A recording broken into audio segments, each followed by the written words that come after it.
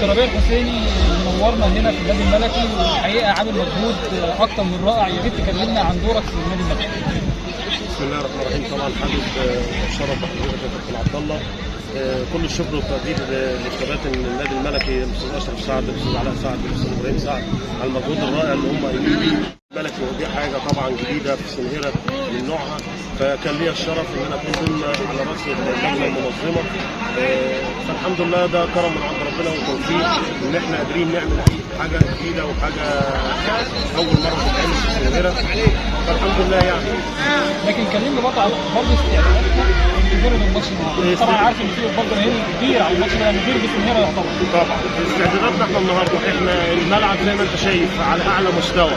اللجنه كلها بصراحه ما قصرتش في حاجه، الاداره، الفرقتين، تنبيهات، عايزين نخرج من الماتش بروح رياضيه، كل حاجه انت ممكن تتوقعها احنا النهارده مجهزينها، وان شاء الله احنا مستنيين نشوف ماتش ممتع، ماتش يليق بالفرقتين، ماتش يليق بالنادي الملكي، ماتش يليق بنجوم سنهره ان شاء الله. وانا برضه تكمله لكلام حضرتك، ماتش يليق بالكابتن ربيع الحسيني اللي بصراحه مهدور حقه في سنهره بامانه. الراجل ده على الرغم ان هو نجم كبير قوي في تاريخ كره القدم في سنهره، لكن دايما انت مظلوم اعلاميا يا كابتن. انا والله العظيم اي حد في سنهره بيطلب مني حاجه انا بلبي الندى في اي وقت، مركز الشباب، النادي الملكي، نادي روما، اي حد، لان شرف ليا طبعا ان انا اكون من الناس اللي اقدر اعمل حاجه في سنهره، لان سنهره طبعا مليانه بالنجوم اللي فيها، وان انا اكون ضمن نجوم سنهره، فده شرف ليا طبعا كبير قوي.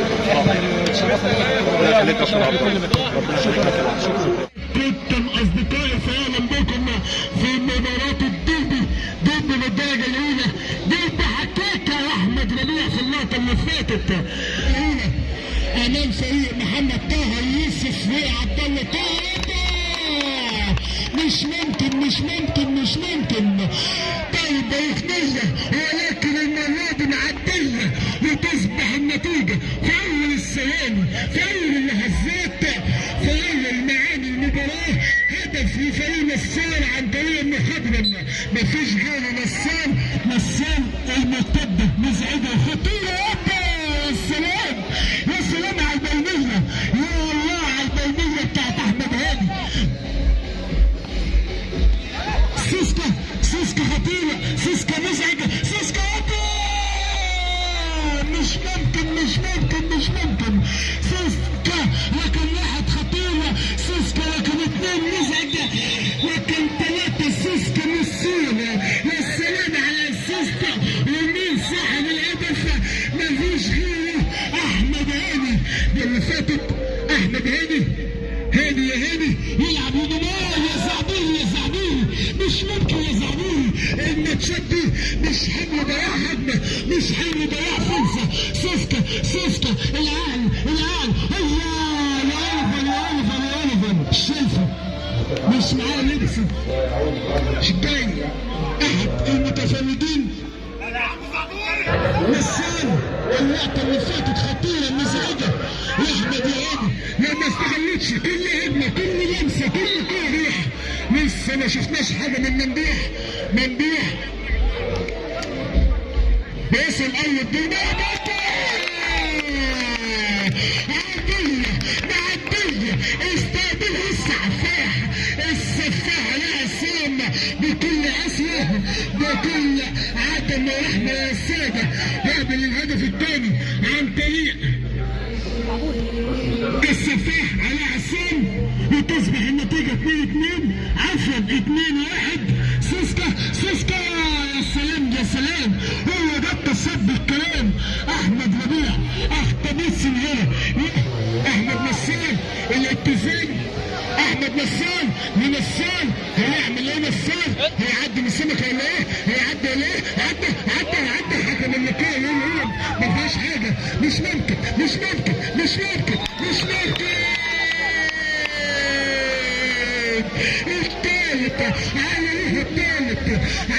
الثالث مش عملوها الثاني، لا عملوها الثالث.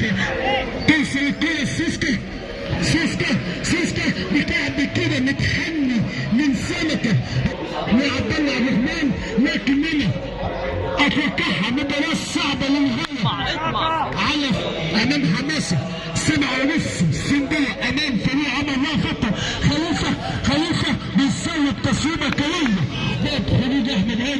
من اللقاء هنعرف بالتأكيد.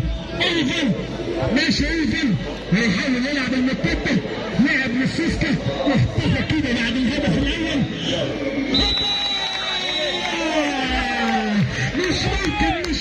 مش ممكن هسقف على الاسيست ولا هسقف على الهدف. اسيست مفيش احسن من كده واحلى من كده. سلم ايه خليفه واحمد نصار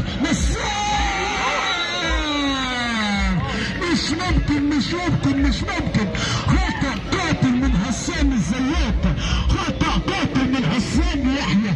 مش ممكن هو ده اللعيب الفارق، هو ده اللعيب اللي ينزل في ثانية واحدة يعدل النتيجة. بالكامل في اليوم نزل النهارده بعد السلام بعد اللحظات.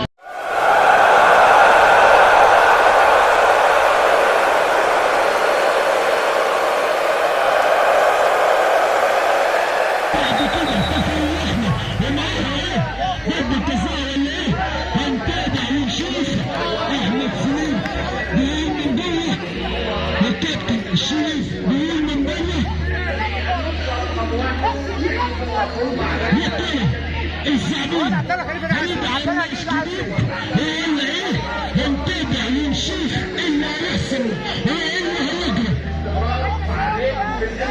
ايه اللي حصل؟ خطأ ولا ضربة جزاء، احتياطات بالدنيا من فريق نصار زي ما اعتادوا في المباراة الأولى أمام فريق عبد الله عبد الرحمن. ما اعرفش، ما شفتهاش، لازم بقى افصله واشوفها تاني. ايه اللي حصل؟ عشان ما نعملش ضربة جزاء ولا ايه؟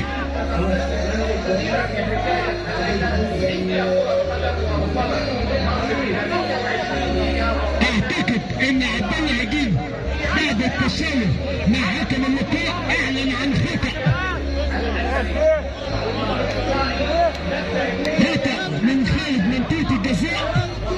في منطقة الجزاء خطأ من خارج منطقة الجزاء.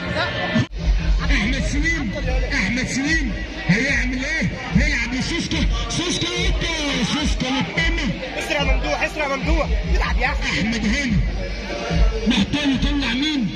احمد هاني محتاج خليفه للتسويق الكليه. طلع كده على الارض ما فيهاش حاجه. توصل ايفن يعمل ايه؟ استعجل احمد سليم في اللقطه اللي فاتت توصل الكوره ليه ايفن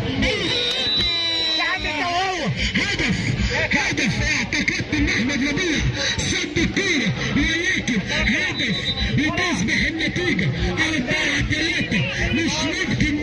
مش ممكن تتاخر في التمرير. سوسكا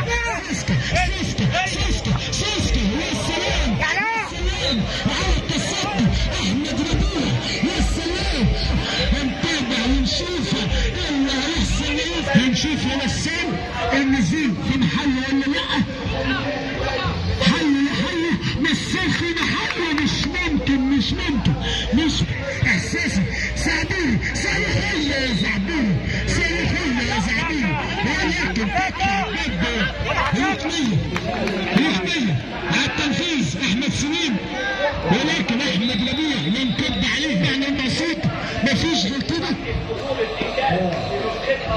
احمد ممدوح عدى بشكل كويس.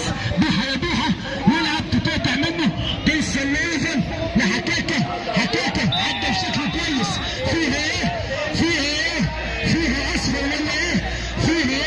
هنتابع ونشوف. كارت اصفر ومعاها ايه؟ كارت احمر. لا اتذكر الكارت الاصفر الاول لاحمد نسام. امتى احمد نسام خد كارت اصفر؟ ممتعه. زعبون بالتسويده القويه وتطلع الكوره ضربه مرمى. 5 دقايق لا بدل دقيقه. احمد ربيع 5 دقايق يا راجل، حرام عليك يا راجل. 5 دقايق. العبهم 7 بقى. احمد نسام لعبارات شديدة اللهجة لحكم اللقاء. نسام لممدوح لنسام لخليفة. مش ممكن حد ينزل بقى، حد ينزل. يا كابتن ازاي؟ يا كابتن قول يا كابتن دخل. انزل يا عم، انزل يا دي انزل. على السيرة مش ممكن على المتعة، مش ممكن على التشويق. خمس أهداف مقابل 3. بدأت كده الاعتمادات من فريق حكاكة الحكم اللقاء، نازلين حكم اللقاء في النص بين فريق نصاب وفريق. وانا بغلط في الراجل، انا برمز الراجل بتاعنا. لسه ما انت بتحكم، انت حكم زيه وما تسمعش حد يكلمك. ايه اللي بيحصل مش عارف، ينزل الجول دخل بيلغي. ايه اللي بيحصل مش عارف. لابد من توضيحات سريعة اللعبة الجول دخل بيلغي الطرد. هم من فاهمين بس اللجنة المنظمة لحكم اللقاء احمد سليم واقع كده على الارض، نتمنى له السلامة. احمد نسام اعتراضات من خالد الخطوط وعكاكة، اعتراضات من داخل الخطوط. في ايه مش عارف. هقول لحضراتكم فاهم يا كابتن قماش، هقول لحضراتكم الماتش واقف فيه لان احمد نسام الطرد والمفروض يقعد دقيقتين بره، ولكن بعد الهدف مباشرة اللاعب اللي الطرد بينزل لاعب غيره حتى لو الدقيقتين لسه ما خلصوش. ففريق حكاكة معترض ان اللاعب سواء دخل هدف او ما دخلش هدف لازم اللاعب دقيقتين بالتمام.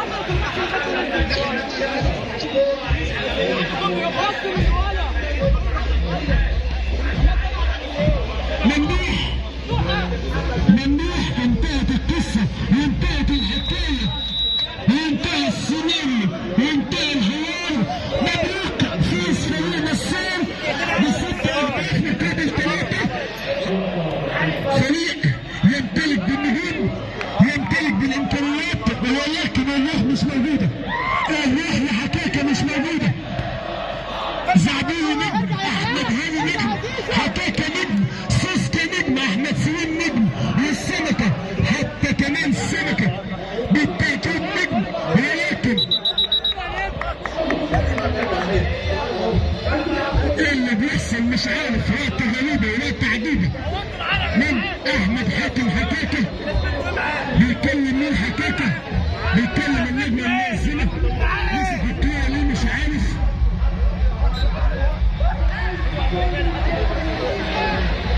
لكن فريق حكاكة بيمر بأزمات عديدة وأزمات كتيرة. والهدف السابق 7-3. ايه اللي بيحصل مش عارف. حكاكة بيتكلم بايه كمان مش عارف. حكاكة ساب الملعب، زعبيل ساب الملعب.